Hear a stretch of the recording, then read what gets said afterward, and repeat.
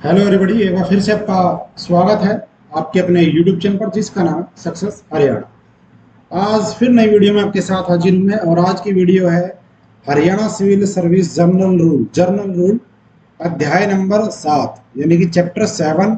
और चैप्टर का टॉपिक है, आज इस वीडियो में कंप्लीट करूंगा इसको मैं। टॉपिक क्या है? टॉपिक है जी आपके तीन, इसमें मेन चीजें तीन है। पदच्युति, हटाया जाना, निलंबन। मैं इनको तीनों को डिफाइन कर देता हूं पर यहाँ पे। पहला वर्ड, इसका मतलब होता है आपका डिग्रेडेशन, मतलब कि जिस पद पर हो उससे कम कर देना। ठीक है। हटाया जाना, इसे तो आप समझ ही गए होंगे। हटाया जाना कई बार आपने सुना होगा, उसको पद से हटा दिया। तो डीएसपी नूह था, उसको वहां से हटा दिया और उसको कहीं और भेज दिया, या उसको कोई पोस्ट ही नहीं दी, वेटिंग में रख लिया। ये होता है हटाया जाना। निलंबन, आपने ये वर्ड सबसे ज्यादा सुना होगा इंग्लिश में, सस्पेंशन। जो सस्पेंड करते हैं उसको कहते हैं निलंबन। ये तीन चीजें होती हैं। अब इसमें क्या क्या होता है, क्या सिस्टम है, क्या सैलरी मिलती है, सब चीजें मैं इस वीडियो में बताऊंगा। तो इस वीडियो को आप देख लेना। अगर आप हरियाणा सरकार के कर्मचारी हो तो बिना कहे इस चैनल को सब्सक्राइब कर दो। आपको यहाँ पे डेली नई नई चीजें सीखने को मिलेंगी आपकी नौकरी से संबंधित, क्योंकि आपको रूल पते होना चाहिए। आपको भविष्य में कभी ना कभी इनकी जरूरत जरूर पड़ेगी। देखो, शुरुआत करते हैं। सबसे पहले जी है रूल नंबर 83। 83 रूल क्या कहता है? Haryana civil service general rule कि प्रथम 6 मास की अवधि के दौरान जीवन निर्वाह भत्ता, मतलब अगर कोई बंदा निलंबनकारी सस्पेंशन किसी का कर दिया, कोई सरकारी कर्मचारी है, तो उसको क्या मिलेगा 6 मास में? तो सरकारी कर्मचारी अवकाश वेतन के समान राशि का जीवन निर्वाह भत्ता के लिए हकदार होगा। तो जो अवकाश वेतन होता है ना, छुट्टी का वेतन जो होता है, उसके बराबर राशि जो मिलेगी। आपने सुना होगा एक सामान्य सी भाषा में आपको ये सुनने को मिलता है कि आपको हाफ यानी कि आधी सैलरी मिलती है। तो वही चीज है कि जीवन निर्वाह भत्ते के लिए हकदार होगा जो वह ले रहा होता यदि वह अर्ध वेतन अवकाश पर होता। ये चीज डिफाइन हो गई, अब तो समझ में आ गया ना। यानी कि अगर कोई बंदा अर्ध वेतन अवकाश पर चला जाता, अगर कोई जाता, तो जितना वेतन उसको उस समय मिलता उतना ही वेतन उसको सस्पेंशन के टाइम मिलेगा, चाहे वो किसी भी पद पे हो। ये इसका कहने का अर्थ है। यानी कि आप जिस पद पर हो, अगर आपको अर्ध वेतन हाफ पे लीव पे अगर आप होते, तो उस टाइम जो रूल कहता है जितनी सैलरी बंदे को मिलेगी उतनी सैलरी सस्पेंशन के टाइम में मिलती है।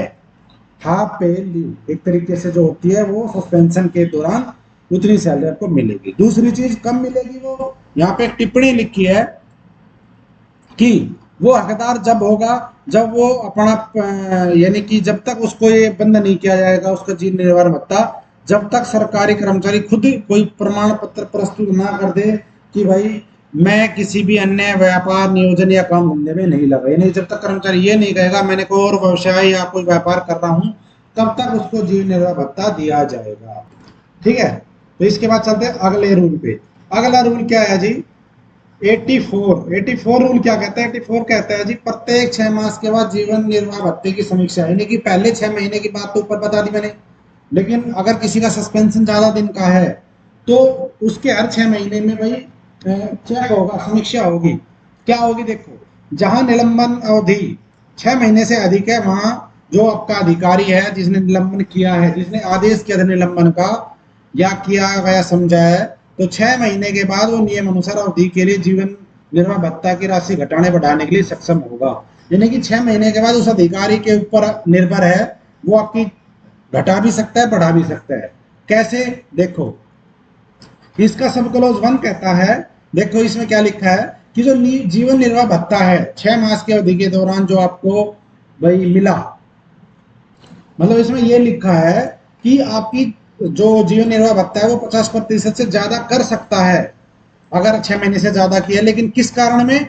अगर आपका यानी कि जो उस अधिकारी की नजर में ऐसा कारण था जो कर्मचारी के परोक्ष रूप से प्रत्यक्ष रूप से आरोप्य नहीं था। मतलब कि जो कई बार ऐसा होता है ना कि आपने आपकी कोई शिकायत हो गई कहीं पे और ये कह दिया, जैसे कि जो वो होता है कोई ग्रीवेंस की कमेटी, वो होती है कोई मीटिंग, और उसमें कोई भी मंत्री होता है डिपार्टमेंट का, उसके सामने शिकायत आई कि भाई तहसीलदार के खिलाफ किसी ने, पटवारी के खिलाफ किसी ने कुछ कह दिया कि जी ऐसे ऐसे कर रहा है, हमारा काम नहीं कर रहा है, जो भी है। तो मंत्री कहता है भाई इसको सस्पेंड करो और जांच करो। मतलब कि सस्पेंड तो वो कर दिया लेकिन जांच अभी चल रही है, यानी कि प्रत्यक्ष रूप से दिखाई नहीं दे रहा कि ये गलत था। सस्पेंशन इसलिए किया कि ये बीच में प्रभावित ना करे, बस ये होता है। ऐसे केस में 6 महीने से ज्यादा अगर सस्पेंशन है तो अधिकारी जो होता है उससे बड़ा जिसने सस्पेंशन किया है जो भी है वो आपका जीवन निर्वाह भत्ता बढ़ा सकता है, अगर कर्मचारी प्रत्यक्ष रूप से आरोपित नहीं है। दूसरा केस क्या है इसमें, सब क्लोज 2 कहता है अगर कर्मचारी प्रत्यक्ष रूप से आरोप्य है, ऊपर तो था कि प्रत्यक्ष रूप से आरोप्य न हो, अब है अगर प्रत्यक्ष रूप से आरोप्य है तो आपकी दूसरा सब क्लोज कहता है आपकी जो 50% थी, यानी कि जो आधा अर्ध वेतन अवकाश था उसको घटाया भी जा सकता है। तो यानी कि ये जो आप सुनते हो कि आधी सैलरी मिलती है, तो वो भाई आधी सैलरी 6 महीने तक ही मिलती है, अगर उसके बाद भी है तो वो बढ़ भी सकती है घट भी सकती है, वो डिपेंड करेगा आपका किस कारण से सस्पेंशन हुआ है। लेकिन इसमें टिप्पणी नंबर 2 लिखी है, इसको पूरा तो नहीं पढ़ूंगा, मैंने पढ़ लिया। इसमें मेन बात ये लिखी है कि अगर अधिकारी को ये लगता है 6 महीने के बाद भी कि इसकी जो वो है जो भत्ता मिल रहा था, इसको जो सैलरी मिल रही थी वो चेंज नहीं करनी, यानी कि उसमें कोई परिस्थिति ऐसी नहीं कि परिवर्तन किया जाए, तो ऐसी परिस्थिति अगर होती है तो वो इसको घटाने या बढ़ाने का या जो भी है परिवर्तित न करने का आदेश पारित किया जाएगा। उसका 6 महीने के बाद आदेश पारित करना पड़ेगा कि भाई मैंने समीक्षा करी और इसका कोई परिवर्तन नहीं किया जाएगा। ठीक है, ये टिप्पणी नंबर 2 है। वो तो था ऊपर आपने एक वर्ड देखा होगा जीवन निर्वाह भत्ता, जो आपने ऊपर देखा वो तो 2 पॉइंट थे उसके। अब है और निलंबन के दौरान भत्ते कि क्या क्या भत्ते मिलेंगे। तो निलंबन अवधि के दौरान निम्नलिखित प्रतिपूर्ति भत्ते जीवन निर्वाह भत्ते पर अनुदेय होंगे, यानी जो जीवन निर्वाह भत्ता है उसके ऊपर ये भी लागू होंगे। क्या सब क्लोज क्या अनुज्ञात जीवन निर्वाह भत्ते की राशि समय समय पर विहित दर के अनुसार महंगाई भत्ता, यानी कि जो आपकी आप सुनते हो ना कि डियरनेस अलाउंस होता है, महंगाई भत्ता जो बढ़ता है समय समय पर वो आपका बढ़ेगा जो दर होगी उसके अनुसार।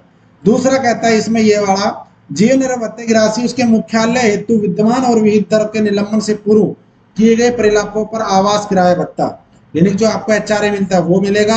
इस तथ्य में ध्यान रखे बिना, इस तथ्य को ध्यान में रखे बिना कि निलंबन के प्रथम 6 मास के बाद घटाया बढ़ाया गया, मतलब कि जो आपको घर का किराया है जो आपको एचआरए मिलता है उसका आपको मिलता रहेगा, उसके ऊपर निलंबन अवधि 6 महीने से ज्यादा या कम कुछ भी हो कोई फर्क नहीं पड़ेगा, तो वो आपको मुख्यालय के हिसाब से मिलती रहेगी, जो मुख्यालय आपका निलंबन से पूर्व था उसी हिसाब से। क्योंकि ऐसा भी हो सकता है कि आपको अटैच कर दे हेडक्वार्टर से, लेकिन आपको मिलेगा क्या जो आपको सस्पेंशन होने से पहले जो हेडक्वार्टर था वो। कई बार आपने सुना होगा ना कि इसको सस्पेंड कर दिया और उसको मुख्यालय से अटैच कर दिया, तो वो चीजें बेशक हो लेकिन आपको मिलेगा वही जो आपको पहले मिलता था। दूसरा, अगर कोई कर्मचारी जैसे मोरनी की पहाड़ियों में मिलता है पहाड़ी प्रतिपूर्ति भत्ता, अगर ऐसा कोई कर्मचारी उसके मुख्यालय पर ऐसा कोई भत्ता मिलता था तो वो मिलता रहेगा, कोई दिक्कत नहीं है। नियत चिकित्सा भत्ता यदि विकल्प दिया गया हो, अगर चिकित्सा भत्ता का विकल्प है उसके पास दिया गया था उसको, वो भी उसको मिलता रहेगा। अर्ध वेतन अवकाश के साथ अनुदेय राशि के समान कोई अन्य प्रतिपूर्ति भत्ता या राहत, यानी कि अर्ध वेतन अवकाश का मतलब आप क्या समझते हो, बेसिक सैलरी आदि हो जाना, ये भत्ते अलग होते हैं। ठीक है, अर्ध वेतन अवकाश बेसिक सैलरी आपको आधी कर दी जाएगी, और बेसिक सैलरी आधी होगी तो सीधी सी बात है सारे भत्ते परसेंटेज में होते हैं तो वो भी ऑटोमेटिक कम हो जाते हैं। तो अगर इसके अलावा और भी कोई भत्ता मिलता है, जैसे किसी को फिजिकल हैंडीकैप अलाउंस मिलता है या कोई मेवात में पोस्टेड है, जैसे एजुकेशन में कुछ अलग अलाउंस मिलता है, ऐसे अलाउंस अगर है तो वो मिलते रहेंगे, उनमें कोई दिक्कत नहीं है। तो ये होंगे भत्ते आपके सस्पेंशन के दौरान, ये भत्ते आपको मिलेंगे।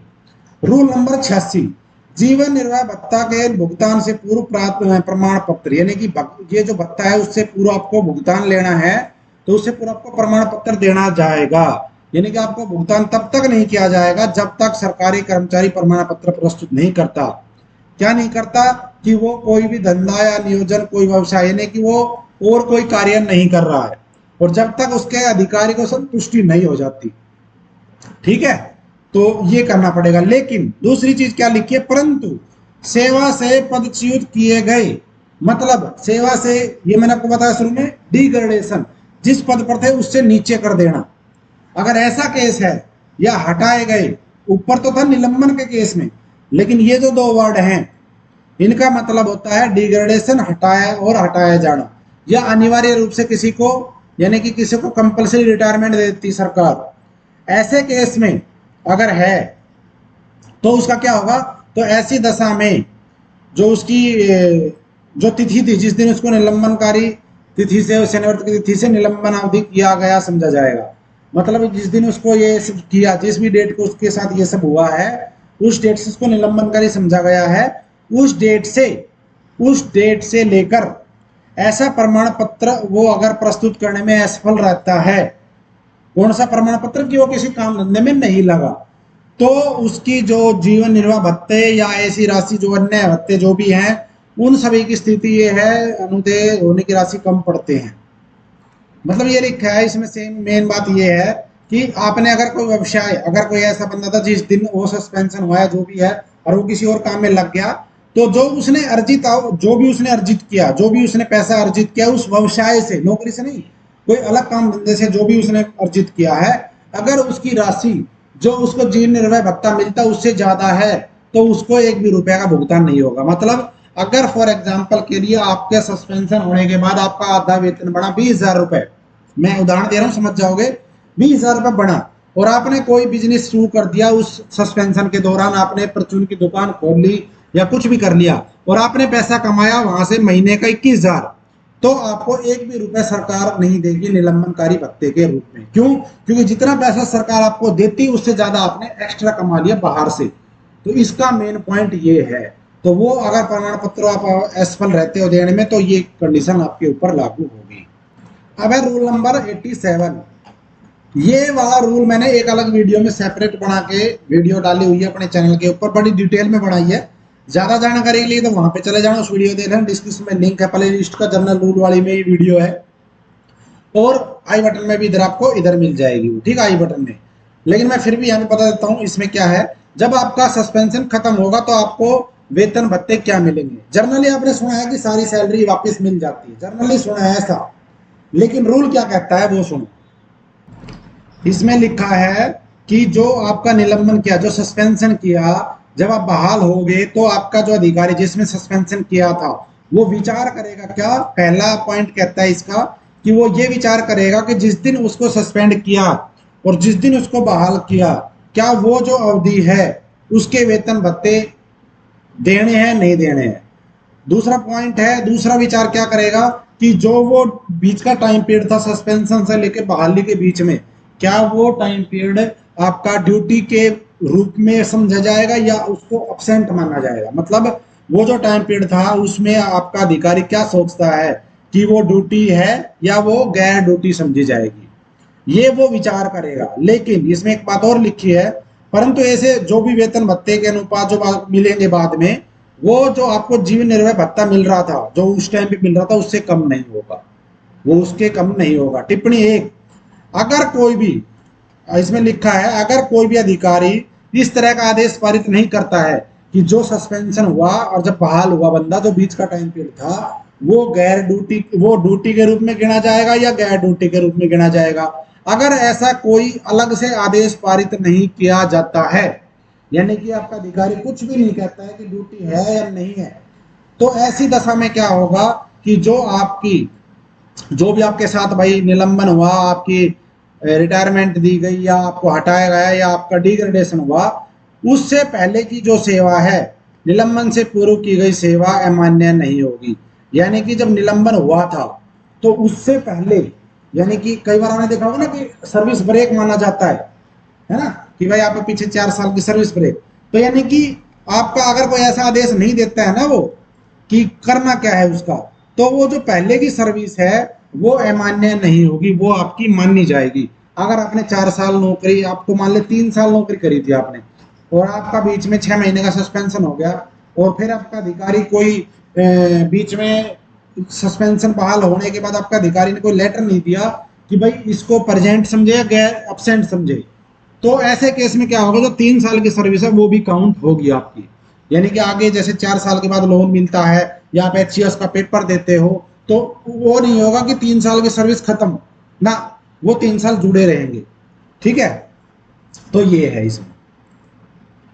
अगला रूल क्या कहता है, अगला 88 रूल कहता है अगर आपको सस्पेंड किया है और आपने आगे अपील कर दी, आप कोर्ट में चले गए, तो इनका मेन पॉइंट ये है, पहला पॉइंट तो ये है कि अगर आपने अपील की है, जो भी की है, तो अगर मामला आगे प्रेषित किया जाता है, मतलब हाई अथॉरिटी को भेजा जाता है, तो आपका दूसरा आगे भेज दिया। दूसरा, अगर आपने अपील नहीं करी तो आप हो सकता है कोर्ट में चले जाओ। तो अगर आपने कोर्ट में गए, कोर्ट ने वो जो भी था रद्द कर दिया या जो भी है मामले की जांच के लिए आदेश दे दिया, तो ऐसे केस में क्या होगा कि आपके खिलाफ जो भी कार्रवाई थी, एक तो वो जांच के लिए आगे भेजेगा, उसको विरुद्ध जो जांच है वो जांच आगे जाएगी, हाई अथॉरिटी को जाएगी। तो उसके निलंबन का आदेश, यानी कि जो भी निलंबन हुआ या डिग्रेडेशन हुआ या आपका हटाया गया जो भी हुआ, मूल आदेश की तिथि को या उससे लगातार लागू समझे जाएंगे, अगले आदेश तक लागू रहेंगे, वह नियमों के अधीन अनुदेश जीवन भत्ते के लिए हकदार होगा। मतलब जिस दिन आपके खिलाफ आदेश जारी किए गए उस दिन से वो लगातार लागू समझे जाएंगे और अगले आदेश तक लागू रहेंगे, लेकिन आपको जीवन निर्वाह भत्ता मिलता रहेगा। ये इसमें मेंशन है अपील करने पर, कोर्ट में जाने पर। अगला इसका सब क्लोज ये था, इसका क्लोज 1। अब है क्लोज 2। अगर डिग्रेडेशन हटाया जाना या अनिवार्य सेवानिवृत्ति के बहाली पर अनुपस्थिति की अवधि के लिए वेतन भत्ता। देखो मैंने आपको ऊपर क्या बताया था, यहाँ पे मैंने ऊपर आपको यहाँ पे ये बताया था कि आपकी जो वेतन भत्ते निलंबन की बहाली के बाद है, अगर वो आदेश देता है तो अच्छी बात है, अगर आदेश नहीं देता है तो जो आपकी ड्यूटी थी पहले की हुई वो खराब नहीं होगी, वो माननी जाएगी।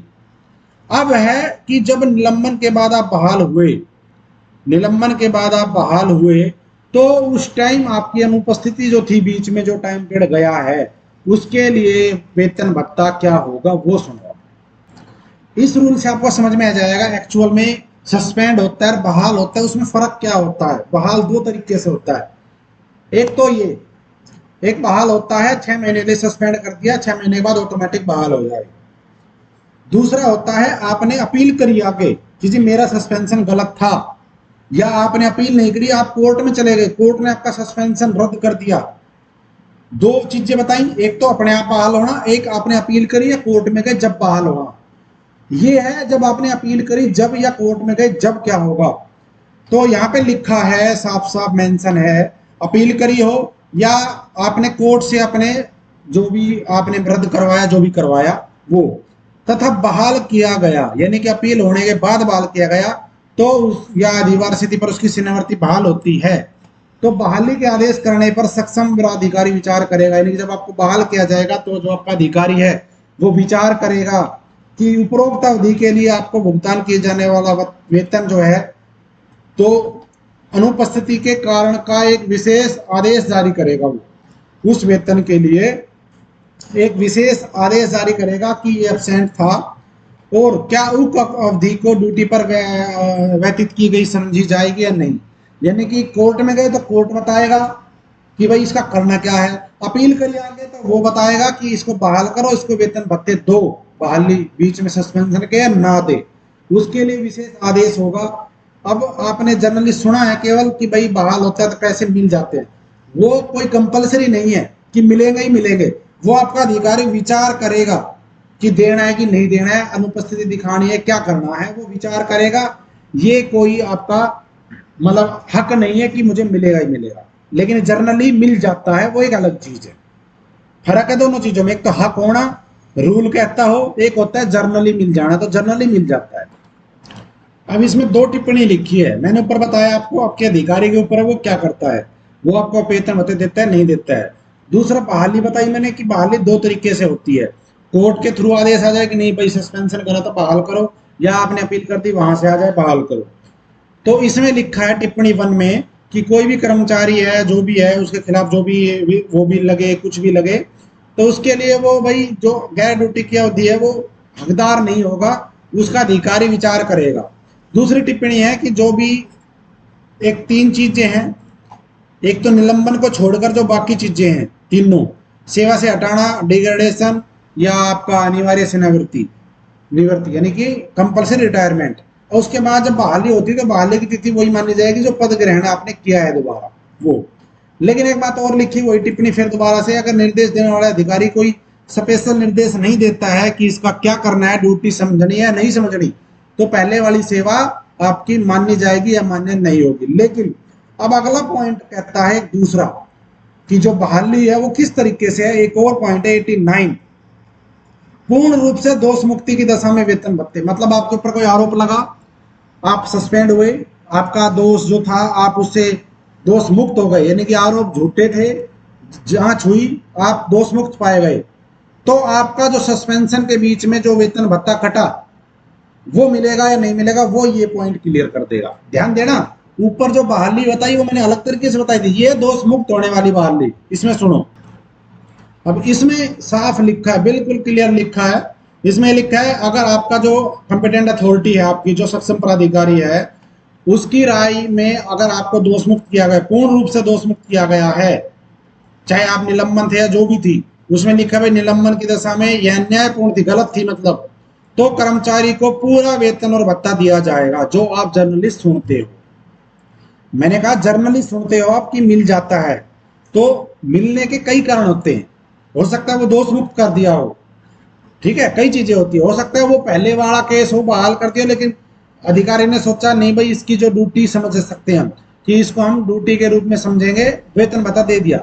तो अगर दोष मुक्त होते हो तो आपका अधिकार है पूरा वेतन भत्ता लेने का। ध्यान देना, अधिकार कहाँ पे है। अगर आपके ऊपर कोई आरोप लगा, सस्पेंड हुए और फिर आप दोष मुक्त हो गए, इंक्वायरी हुई, कुछ नहीं निकला, तो आपका अधिकार है, आपको पूरी सैलरी मिलेगी।